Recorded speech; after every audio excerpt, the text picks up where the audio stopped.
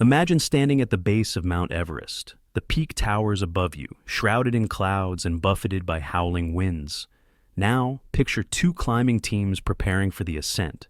One team meticulously checks their gear, studies weather patterns, and acclimatizes gradually. The other team boasts of their superior skills and rushes headlong toward the summit. Which team would you bet on to reach the top and return safely? In the unforgiving world of business, companies face their own Everests every day. Technological disruptions, economic upheavals, and global crises can strike without warning. Yet some organizations don't just survive these challenges, they thrive, outperforming their industries by 10 times or more. Welcome to CEO's Library, the 1% Bookshelf. I'm your host, and today we're diving into Great by Choice by Collins and Morten Hansen. This groundbreaking work reveals the principles that allowed companies like Southwest Airlines, Intel, and Progressive Insurance to achieve spectacular results in the face of chaos and uncertainty. Over the next 20 minutes, we'll explore 4 key concepts that separate these 10x companies from their peers. The 20-mile march, fire bullets then, cannonballs, productive paranoia, and return on luck. By the end of this episode, you'll have actionable strategies to build a more resilient and successful organization, regardless of the turbulence in your industry. So, fasten your seatbelts and get ready for takeoff as we begin our journey into Great by Choice.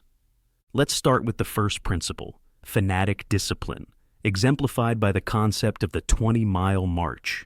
Imagine you're about to embark on a grueling 3,000-mile trek across America, from San Diego to Maine. You have a choice. You could push yourself to the limit on good days, covering as much ground as possible, then rest when conditions are tough. Or you could commit to marching a consistent 20 miles every single day, regardless of the weather, your energy levels, or any other factors. This second approach, the 20-mile march, is exactly how Southwest Airlines achieved 30 consecutive years of profitability in the notoriously volatile airline industry. From 1990 to 2003, the U.S. airline industry as a whole turned a profit in just 6 of 14 years. During this period, the industry lost a staggering $13 billion and furloughed over 100,000 employees. Yet, Southwest remained profitable every single year and didn't lay off a single worker. How did they pull this off? By adhering to a set of self-imposed constraints that acted as their 20-mile march. First, Southwest committed to being profitable every year, even when the entire industry was losing money. This meant making tough decisions and maintaining iron discipline in both good times and bad. Second, they deliberately held back growth during boom times. In 1996, for instance, over 100 cities were clamoring for Southwest service. How many new cities did they open that year? Just 4. This might seem counterintuitive. Why wouldn't you expand as quickly as possible when times are good? The answer lies in the power of consistency and the danger of overextension. By growing at a steady, manageable pace, Southwest ensured they could maintain their culture, operational excellence, and financial stability. They weren't left vulnerable when inevitable downturns hit. When September 11th devastated the airline industry, Southwest was the only major carrier to turn a profit in the fourth quarter of 2001 and in 2002. The 20-mile march isn't just about limiting growth, though. It's about setting clear performance benchmarks and meeting them with ironclad consistency in good times and bad. For Stryker, a medical technology company, this meant committing to 20% earnings growth every single year. CEO John Brown didn't just set this as a goal, he called it the law. He even created the Snorkel Award, a mounted snorkel given to division heads who fell behind, symbolizing that they were in danger of drowning. This might sound harsh, but it created a culture of relentless improvement and execution. From 1977 through 1998, Stryker hit its 20-mile march goal more than 90% of the time, dramatically outperforming its industry. The power of the 20-mile march lies in building confidence through actual achievement, reducing the chances of catastrophe in bad times, and instilling self-control in an out-of-control environment. So how can you apply this principle to your own business or career? Start by identifying your own version of the 20-mile march. This should be a performance marker that's largely within your control to achieve. It should be clear, coherent, and generally within your grasp to meet or beat. Most importantly, it should be something you can commit to in both good times and bad. For a sales team, this might mean consistently landing a certain number of new clients each month, regardless of market conditions. For a software company, it could be shipping a set number of new features or improvements each quarter. For an individual, it might be committing to learning a new skill or making a certain number of professional connections each week. The key is to choose a march that's challenging but achievable, and then stick to it with fanatical discipline. This builds resilience, confidence, and the ability to perform in any conditions. Remember, the 20-mile march isn't about rapid growth or maximizing short-term results. It's about building the strength and consistency to outperform over the long haul, especially when times get tough. Now, let's move on to our second principle, empirical creativity, or, as Collins and Hansen put it, fire bullets then cannonballs. In the fast-paced business world, there's often pressure to make big, bold moves, launch a revolutionary product, expand into a new market, completely overhaul your business model. But the research in Great by Choice shows that the most successful companies take a more measured approach. They fire bullets before cannonballs. What does this mean? Let's break it down with a naval analogy. Imagine you're the captain of a ship, and an enemy vessel is bearing down on you. You have a limited supply of gunpowder. You could use all your gunpowder on one massive cannonball, hoping to sink the enemy in one shot. But what if you miss? A smarter approach would be to first fire a few small bullets to calibrate your aim. Once you've zeroed in on the target, then you fire your cannonball, dramatically increasing your chances of a direct hit. This is exactly how Progressive Insurance, one of the 10X companies in the study, approached its expansion into the standard auto insurance market.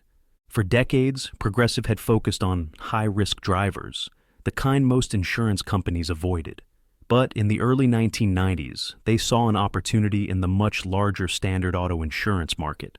This was potentially a huge move that could dramatically grow their business. But it was also risky. If they got it wrong, it could drain resources and distract from their core business.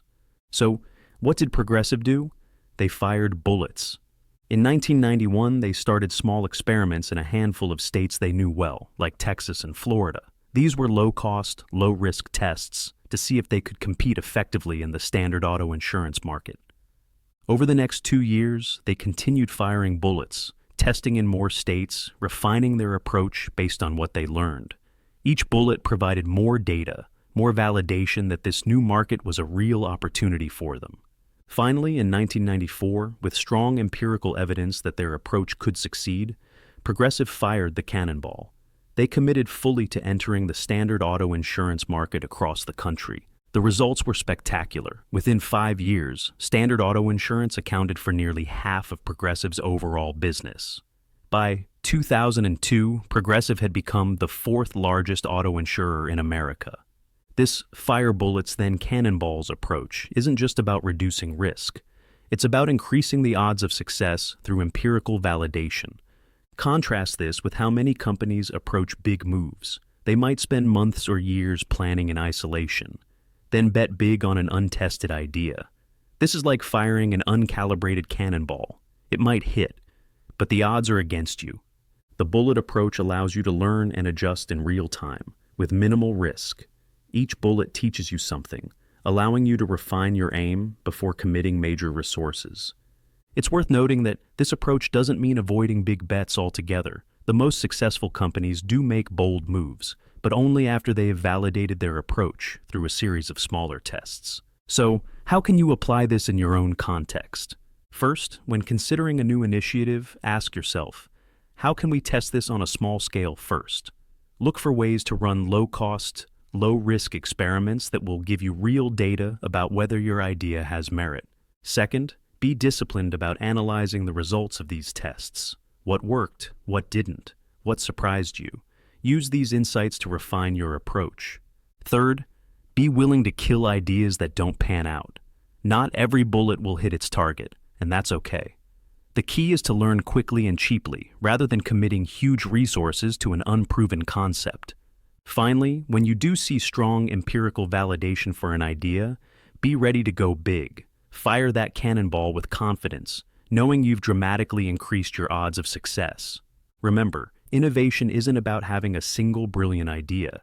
It's about having a process that allows you to test many ideas quickly and cheaply, then double down on the ones that show real promise. Now, let's move on to our third principle: productive paranoia. At first glance, paranoia might seem like a negative trait for a leader, but the research in Great by Choice shows that the most successful leaders in turbulent environments cultivate a specific type of paranoia, one that's focused and productive. To understand this concept, let's return to our Mount Everest analogy from the beginning of the episode. In 1996, the experienced climber and filmmaker David Breeshears was leading an IMAX film expedition on Everest. On May 8th, as his team prepared to move to a higher camp, Breeshears looked down the mountain and saw something alarming. Over 50 people were heading up towards his position. This presented a series of potential problems. What if bad weather hit and all these climbers were stuck at the higher camps? What if there was a traffic jam at the Hillary Step, the most technical part of the climb just below the summit? What if exhausted climbers were descending just as his team needed to go up to film? Despite good weather and the pressure to stick to the filming schedule, Breeshears made a crucial decision. He and his team would go down, wait for the mountain to clear, then come back up later. This decision likely saved lives. Just days later, a severe storm hit the mountain, leading to one of the deadliest days in Everest's history. Breeshears and his team, safely lower on the mountain, were able to assist in rescue efforts. This is productive paranoia in action. It's not about being paralyzed by fear or imagining worst-case scenarios that never happen. It's about 1. Remaining hypervigilant to threats, even in good times. 2. Channeling that awareness into concrete preparations. 3. Maintaining a margin of safety that allows you to absorb unexpected shocks. The 10X companies in Collins and Hansen study consistently displayed this trait. Let's look at how Intel applied it in the semiconductor industry. In the late 1990s, Intel maintained cash reserves of over $10 billion, nearly 40% of its annual revenues. This might seem excessively cautious for such a successful company.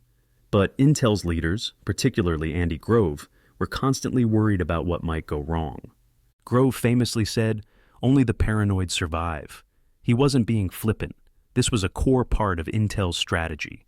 They knew that in the fast-moving tech industry, a single misstep or unforeseen event could be catastrophic. This cash buffer allowed Intel to continue investing in R&D and new facilities even during industry downturns. When their competitors were cutting back, Intel was able to push forward, extending their technological lead. But productive paranoia isn't just about having a large bank account. It's a mindset that permeates all aspects of the business. For Southwest Airlines, it meant maintaining a simple, point-to-point route structure and flying only one type of aircraft. This reduced complexity and potential points of failure in their operations. For Progressive Insurance, it meant maintaining strict underwriting discipline and being willing to lose market share rather than chase unprofitable business. In each case, these companies were preparing for the worst while hoping for the best. They recognized that in an uncertain world, the best way to thrive is to be ready for anything. So how can you cultivate productive paranoia in your own leadership? First, make a habit of asking, "What if?" questions, even when things are going well. What if your biggest customer left? What if a new technology made your main product obsolete? What if a key team member quit unexpectedly? Second, build buffers into your plans. This could be financial reserves, cross-trained employees, or diversified supply chains. The goal is to have multiple layers of protection against potential threats. Third, practice zooming out regularly. Step back from day-to-day operations and scan your environment for potential threats or changes. Then zoom back in to take specific actions based on what you've observed. Finally, remember that productive paranoia is not about eliminating risk. It's about taking calculated risks from a position of strength and preparedness. By embracing productive paranoia, you can create an organization that's not just able to weather storms, but one that can use turbulent times as an opportunity to pull ahead of less prepared competitors. Now, let's explore our final principle: return on luck. One of the most surprising findings in Great by Choice was that the 10X companies weren't necessarily luckier than their less successful competitors. Both groups experienced a similar mix of good and bad luck. The difference was in how they handled that luck. To illustrate this concept, let's look at the contrasting fortunes of Intel and AMD in the 1980s. In the early part of the decade, both companies were riding high on the booming personal computer market. AMD was growing faster than Intel, and its stock was outperforming its larger rival. Then, in 1984, good luck struck both companies. There was a surge in demand for microprocessors as the PC market exploded. Both Intel and AMD saw their revenues skyrocket. But here's where their paths diverged. AMD's CEO, Jerry Sanders, saw this as a vindication of their aggressive growth strategy. He proclaimed that AMD would become the #1 chipmaker by the end of the decade, growing even faster than before. Intel, on the other hand, took a more measured approach. Despite the boom, they maintained their disciplined 20-mile march, limiting their growth to what they could sustain consistently. They continued to invest heavily in R&D and manufacturing capabilities, preparing for future challenges. Then, in 1985, bad luck hit. The semiconductor industry collapsed into a brutal recession. Both companies suffered, but AMD was devastated. Its sales fell by nearly 30% in a single year. Intel, while certainly hurt, weathered the storm much better thanks to its more conservative approach and continued investment in the future. In the years that followed, Intel pulled decisively ahead of AMD, eventually becoming the dominant force in the microprocessor industry. AMD, despite its early promise, was left playing catch-up. This story illustrates a key point about luck. It's not just what happens to you, but how you handle it that matters. Collins and Hansen used the term return on luck, or ROL. Just like return on investment in finance, ROL measures how much value you extract from the luck events, both good and bad, that you encounter. The 10X companies consistently got a higher ROL than their competitors. They were able to capitalize on good luck, using it as a springboard for future success. But, perhaps more importantly, they were often able to turn bad luck into an advantage. Take Progressive Insurance again. In 1988, California passed Proposition 103, a law that forced insurance companies to roll back their rates. This was terrible luck for Progressive, which had a significant portion of its business in California. But instead of just complaining about this bad break, Progressive's leadership asked a crucial question. Why did this happen? Through conversations with consumer advocates, they realized that many customers fundamentally distrusted insurance companies. This insight led Progressive to completely rethink its approach to customer service. They created their industry-leading immediate response claims service, where adjusters would come directly to accident scenes, often able to write a check on the spot. This not only improved customer satisfaction, but also reduced fraud and legal costs. Years later, Progressive's CEO would call Proposition 103 the best thing that ever happened to this company. They had turned bad luck into a catalyst for positive change, getting an incredibly high return on what initially seemed like very bad luck. So, how can you improve your own return on luck? First, cultivate an awareness of luck events. Train yourself and your team to recognize both fortunate and unfortunate circumstances that are outside of your control. Second, when good luck strikes, ask yourself how you can get the maximum long-term benefit from it. Don't just enjoy the momentary boost. Look for ways to turn it into sustained advantage. Third, when bad luck hits, resist the temptation to blame external factors. Instead, look for opportunities hidden within the setback. How can you learn from it? How might it force you to become better or more innovative? Finally, remember that preparation is key to capitalizing on luck. The 10X companies were able to get high returns on luck, largely because they had built strong foundations through their 20-mile march, bullet-then-cannonball approach, and productive paranoia. This allowed them to be ready to seize opportunities when they arose, and to withstand setbacks when they occurred. In conclusion, Great by Choice offers a powerful framework for thriving in uncertain times. By embracing the 20-mile march, you build the discipline and consistency to perform in any conditions. By firing bullets before cannonballs, you innovate more effectively and reduce risk. Through productive paranoia, you prepare for the worst, while positioning yourself to seize opportunities. And by focusing on your return on luck, you make the most of both the good and bad hands that fate deals you. These principles aren't just theoretical. They're based on years of rigorous research into companies that have actually achieved exceptional results in chaotic environments. By applying these ideas, you can build an organization that doesn't just survive turbulence, but uses it as a catalyst to pull ahead of the competition. As we face an increasingly unpredictable future, the ability to thrive amid chaos will only become more valuable. Whether you're leading a large corporation, running a small business, or managing your own career, the concepts from Great by Choice provide a roadmap for lasting success. So I challenge you, which of these principles resonates most with you? What's one concrete step you can take this week to start applying it in your own context? Remember, greatness is not primarily a matter of circumstance. It's a matter of conscious choice and discipline. The future may be uncertain, but with the right approach, you can make it a future of your own choosing. Thank you for joining me on CEO's Library, the 1% Bookshelf. If you found value in today's episode, please share it with a friend or colleague who could benefit from these insights. And don't forget to subscribe so you never miss our weekly doses of concentrated wisdom from the world's best business books. Until next time, keep choosing greatness.